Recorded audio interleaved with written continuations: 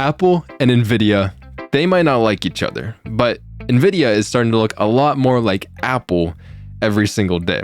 And no, I'm not talking about how Nvidia releases the same GPU every generation, like how Apple releases the same iPhone every year. It's the same phone as last year with USB, I don't know, better cameras. That's kind of it. And I'm also not talking about their market value. What I'm talking about today is this. You start off with the Mac Mini. It's only $500. Like, wow, that's a freaking deal.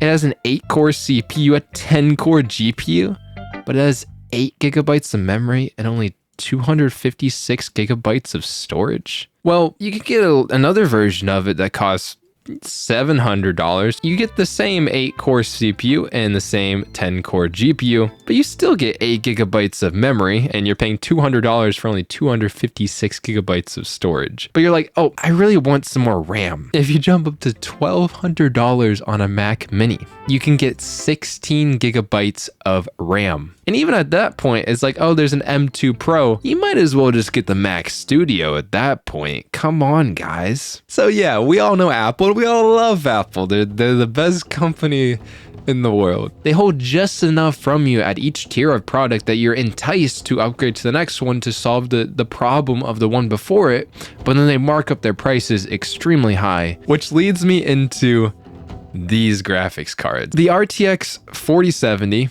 the 4070 Super, and the 4070 Ti Super. And these cards exactly replicate Apple's strategy. Let's dig into it right after a quick word from our sponsor. Ugreen sent me the RevoDock 210, and I was like, what? How is there 2 HDMI ports, 4 USB ports, an SD card reader, an Ethernet jack, and 100-watt power delivery all on one USB-C cable? This thing has gotta be magic. So I gotta test it. Okay, a mouse is easy. Let's try 2 monitors. Holy crap. This one over here is 1080p, showing up as 1080p. It's 1440p. It's showing up as 1440p. You can also have the displays extended like this, 2 displays duplicated and have 1 playing on the side. Or you can duplicate all of them and do something like this, which is absolutely trippy, but it works. You see that Wi-Fi symbol though? Let's see if we can fix it. Nice. And that's gigabit speed, man. An SD card, external SSD, up to 5 gigabit per second. Oh. All running at the exact same time. A controller too? And you can get even more flexibility with Ugreen's 6-port and 13-port adapters. The 13-port one even has an audio jack. All of these are banging. Check them out in the link in the description. Now I want to actually get back to using it in my setup. All right, let's go. This idea actually applies to all of Nvidia's 40 series lineup, but I picked these 3 in particular because, well, I own them and because GPUs are expensive. First, let's look at the actual pricing of these cards. The RTX 4070 right now is going for about $530, which is honestly a pretty good price as it's come down from its MSRP of $550. Now, if we look at the 4070 Super, we can see that it's at about $600 right now. Okay, so it's a $70 markup. It's about 13% more expensive than the original 4070. Then the 4070 Ti Super is going for about $800 right now. And at times it's actually going pretty regularly for like $820. And that's the numbers that I'm going to be using for this video. It's 37% more expensive than the 4070 Super. And the 4070 has 12 gigabytes of VRAM. The 4070 Super has 12 gigabytes as well. But then the 4070 Ti Super has 16 gigabytes of VRAM. This will matter, remember that. But where the story actually gets interesting is when we look at the performance of these cards against each other. And first up, let's look at the 4070 and the 4070 Super. And Remnant 2 at 1440p native on high settings. This is a UB5 game, it's pretty freaking demanding. The 4070 Super is 15% faster, and that does net you a good amount more FPS in this game. It makes it smooth smoother and better. Resident Evil 4, 1440p native on prioritized graphics. A very nice and well optimized game here. The 4070 Super is 19% faster, and that bumps up from like 120 FPS on the 4070 to like 140 or so, actually a little bit more than that on the 4070 Super. Now let's look at Alan Wake 2, 1440p with DLAA, which is basically native 1440p on high settings. The 4070 Super is about 15% faster, gets over 60 FPS, while the 4070 is stuck under that 60 FPS mark. Now, if you turn on DLSS quality in this game, the 4070 Super, it doesn't really stretch its lead all that much. It's 12% faster now with the quality setting, but it does allow us to get close to 100 FPS with this graphics card, which feels pretty freaking good when you're playing a game. All you console gamers cannot relate to that PC master race. Let's go. In Cyberpunk, the 4070 Super at 1440p native on high settings without ray tracing or anything is 21% faster. In The Last of Us Part 1, 1440p native on ultra settings, it's 10% faster. So not as much in that game. But on average, the 4070 Super is about 10 to 20% faster over the original 4070, but in a lot of my tests, it's erring more on the side of about 15 to 20% faster. And you're probably like, "Erg, vexed me boy, it's only 13% more expensive, but it's 15% faster. That's a bargain." And you're right, the 4070 Super, like, it's pretty good value. I'm not gonna argue to not get the 4070 Super over the original 4070. A lot of the times you're actually getting close to like 20% more performance. But let's look at that silly little thing that I mentioned earlier, VRAM. Well, both of these cards, they only have 12 gigabytes. And in quite a few of these games, honestly, we were getting close to pushing that limit. We're not quite there yet. And also in ray tracing titles that these Nvidia cards are so hailed for doing better in, well, these games use more VRAM to utilize that ray tracing. And it might end up becoming an issue if games start asking for more VRAM in the future, only having 12 gigabytes, especially at 1440p. This could lead to stuttering, bad performance, or straight up crashes if you run out of the stuff. Like the 4070 Super, it's $600 and it's good value at that price, but it's got this little Achilles heel that kind of kills its longevity for the future of this card. Conveniently, Nvidia, they offer an option that solves all that problem. Like it fixes the 4070 Super completely. They offer a 16 gigabyte graphics card called the 4070 Ti Super. It's just like how Apple is holding that carrot on a stick just out of reach. Like you just want a little bit more, but you can't quite get it. You got to pay more. You got to get the DLC pack in order to get that carrot. I don't know what this analogy is turning into.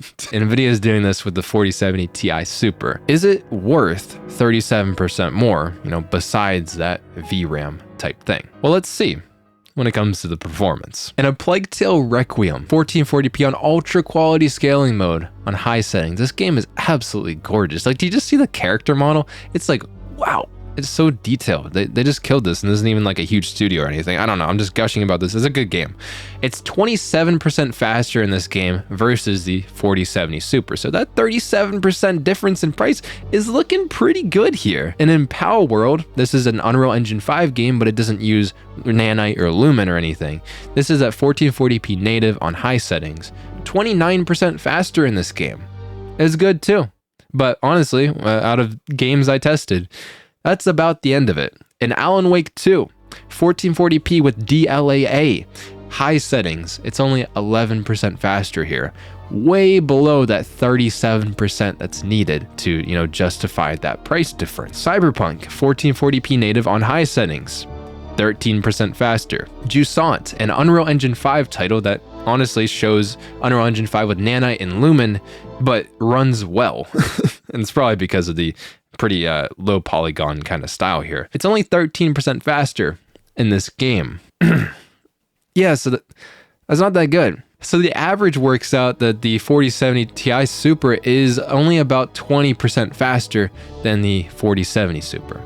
And that's nowhere close to 37% more money that it's asking you. So yes, this card does solve the 12 gigabyte VRAM problem by having 16 gigabytes, and I'm glad it has 16 gigabytes. At least this card isn't going to be possibly bottlenecked into the future depending how games go. But that extra performance, it does not make up the price gap. If you aren't using that VRAM, it doesn't really matter. And what matters really is the price of the card. So is it really worth it? Then also let's look at it from another angle. This is an $800 plus GPU. That is a lot of money to spend on one piece of your computer.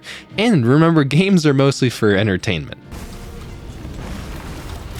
Oh, or pain.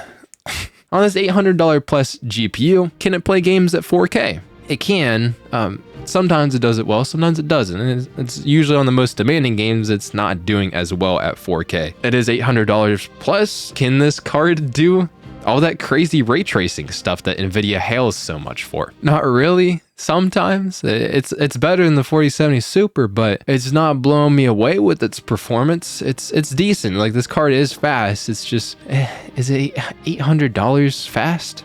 You know what GPU would be better to do that 4K gaming and that ray tracing type stuff? Well, Nvidia's got another card, and that's called the RTX 4080 Super. Oh boy, did I clip? I think I clipped. You see where I'm going. Nvidia's got another card that solves the issues that the 4070 Ti Super has. It is a much better 4K graphics card. It can handle like really heavy ray tracing in a lot of the games that the 4070 Ti Super doesn't quite have the performance to deliver it. But now the 4080 Super is costing over $1,000. But you see how Nvidia can do it again with their next graphics card. Each of these GPUs, they offer just not enough. 4070, it's leaving performance on the table, so you might as well just spend an extra $70 and get more with the 4070 Super. The 4070 Super, well, it only has 12 gigabytes of VRAM. Shoot, is that going to even last a few years into the future? I don't want to get a graphics card that's going to be dead and not be able to play the latest games in just a few years. The 4070 Ti Super, it's got 16 gigabytes. But the Ti Super doesn't even always have the performance that you would want to get out of an $800 plus GPU. And you've already gone this far. You've already spent over $800 on a GPU. You might as well just stretch up to the RTX 4080 Super and get all that. And you could call it predatory. Obviously, we all have a choice on what we're gonna spend our money on, but it feels like that they're making you spend more than you would like on a product like this. It's a big purchase and you want to get everything you want out of this product, right? You don't want to spend this much on a graphics card, or for Apple's case, on a computer. You don't want to regret your purchase, right? If you think that Nvidia doesn't plan this out very meticulously, then you gotta be dumb. Like, I don't know what's going on up here.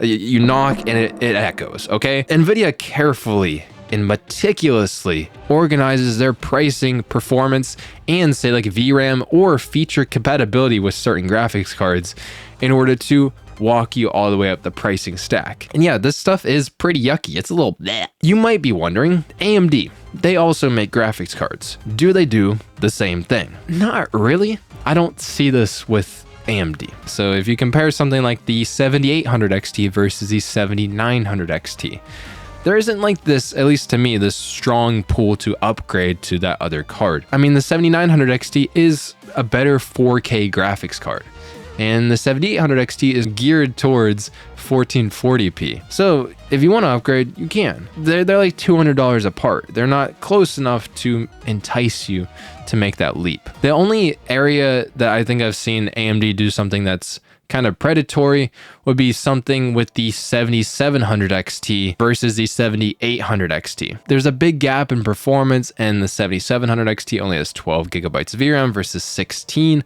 on the 7800 XT. But these cards launched at only $50 apart. So most people were just going to make the leap to the 7800 XT, and this is probably the worst upsell tactic that we've seen AMD do as of recently. There's also the 7600 versus the 7600 XT.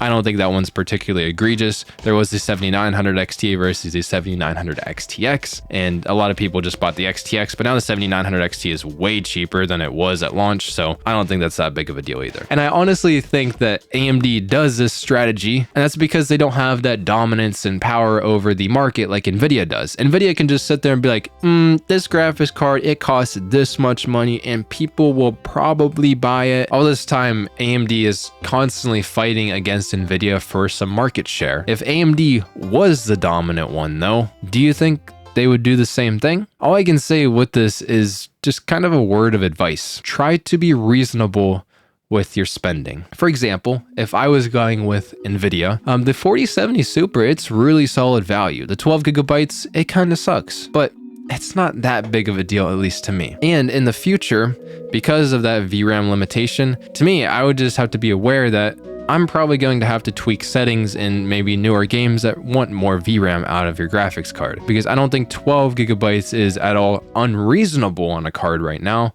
It's not like having 8 gigabytes on a $600 card. They did that last generation. It's definitely decent and you can make it work. So just be ready to tweak things in the future in order to compensate for that little compromise that you have to do. Don't fall into the trap of spending more than you would reasonably want to spend, and find the best value product that matches your price point. That's your Vex word of advice today. I also wanted to talk about just how disappointing this is, because really the pricing of these cards is what spoils them. I'm a huge fan of the features that are available right now. DLSS from Nvidia and even FSR from AMD, they're great product features and they improved the gaming experience. Nvidia just updated their driver software, finally. It is really good. So I'd love to get excited about cards, and that really comes with price to performance, and then features are a nice bonus. By the way, thanks Ugreen for the dock. I've actually been using this guy as an oversized SD card reader. I should probably use more ports on this thing. But here we are. That's been about it for me, and I'll see you guys in the next video. Peace.